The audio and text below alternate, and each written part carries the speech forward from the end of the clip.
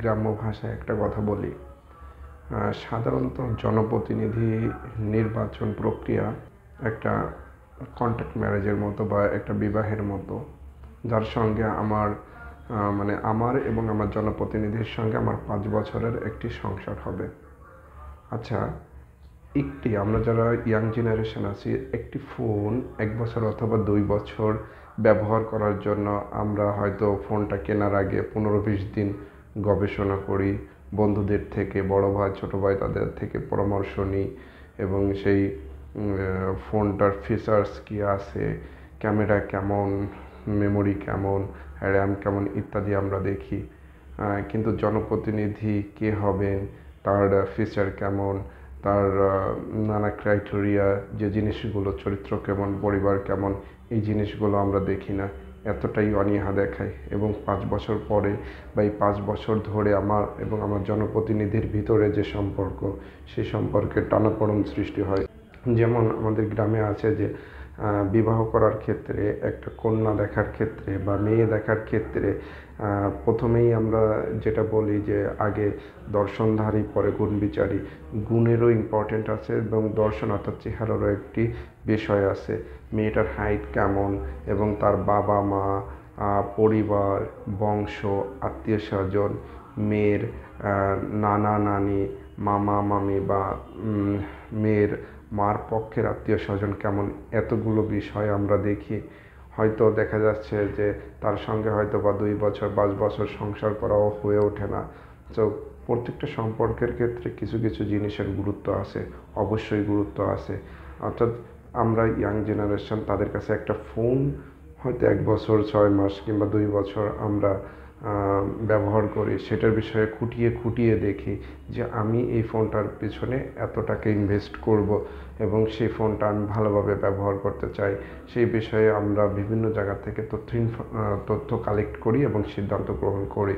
So আমরা কেন জানি আমাদের জনপ্রতিনিধি নির্বাচনের ক্ষেত্রে বা ভোট দিয়ে জনপ্রতিনিধি পাওয়ার ক্ষেত্রে আমরা অনীহা দেখাই? আমরা কেন জানি সেই জনপ্রতিনিধি যিনি হতে চাচ্ছেন বা যেনারা হতে চাচ্ছেন, ধরে নিলাম আমার আসনে বা আমার নির্বাচনী এলাকায় আমি যেখানে ভোট দেব সেখানে 5 জন ব্যক্তি জনপ্রতিনিধি হওয়ার জন্য লড়ছেন। আমি 5 জন ব্যক্তির ক্ষেত্রে আমি তিনার চরিত্র কেমন, তিনার গ্রাম কোনটা, তিনার গ্রামে বা বংশে তিনার লোকজন আছেন কি না, তিনাদের কাছ থেকে আমি তিনার কোনো ইনফরমেশন জানতে চাচ্ছি না এবং যাচাই বাছাইও করতেছি না। যাচাই বাছাই না করে শুধুমাত্র দল বা বায়াসড হয়ে বা আমার পরিচিত একজনের কথায় আমি তিনাকে ভোট দিচ্ছি। ভোটটা আমি গোপন একটা কক্ষে যেয়ে দিচ্ছি। আমি কাকে ভোট দিচ্ছি এটা কিন্তু দেখা যাচ্ছে না। বাট সিস্টেমটা এটা যে আমি জেনে বুঝে ভালো একজন জনপ্রতিনিধি যদি আমরা নির্বাচিত করতে পারি, তাহলে আমাদের নেক্সট যে পিরিয়ডটা বা যে সময়টা, সেটা 4 বছর হোক 5 বছর হোক, আমরা আমাদের কাঙ্ক্ষিত উন্নয়নের দিকে এগিয়ে যাব। সেরকমের আমরা চিন্তা ভাবনা করতেই পারি।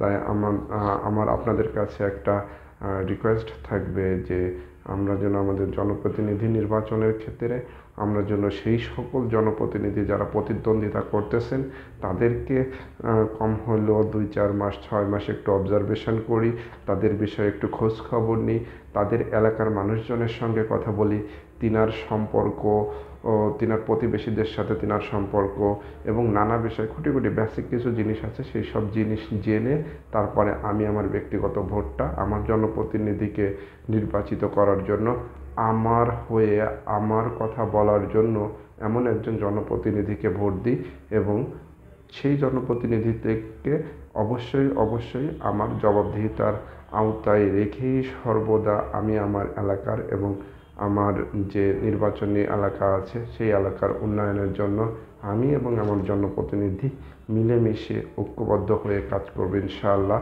সেই প্রক্রিয়ায় আমরা সামনের দিনে এগোবো এবং নিজেকে প্রস্তুত করব এবং সবাই মিলে যদি নিজেকে প্রস্তুত করতে পারি, তাহলে আমরা আশা করি যে আমাদের এই যে জটিল রাজনৈতিক সমীকরণ সেটা আরও সুন্দর এবং আরও উন্নত হবে বলে আমি আশা করি।